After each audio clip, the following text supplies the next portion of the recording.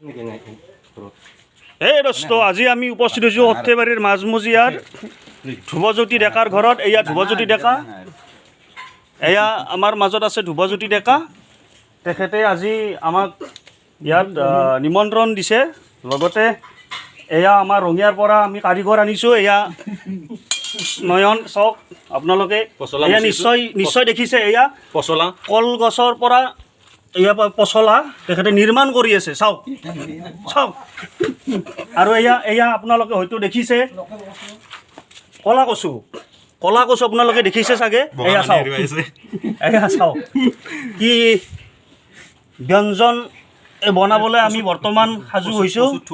কচুৰ ঠুৰি, এয়া চাওক, এয়া ঢেকীয়া এই চাওক ৰাইজ, ঢেকীয়া আৰু এয়া লগতে এইটো কি কচুৰ ঠুৰি কচুৰ পিপা আমি পাতত দিম। হয়তো আপোনালোকে শুনিছে কিন্তু খাই পোৱা নাই।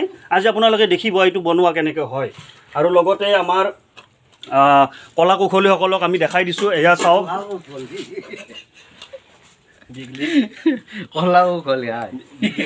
এয়া চাওক ভকুৱা মাছ।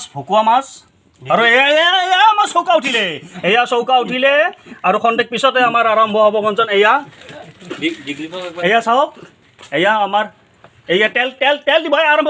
চাওক ৰাইজ, প্ৰত্যক্ষ কৰক আপোনালোকে। এয়া তেল ঢালিলে, এয়া চাওক।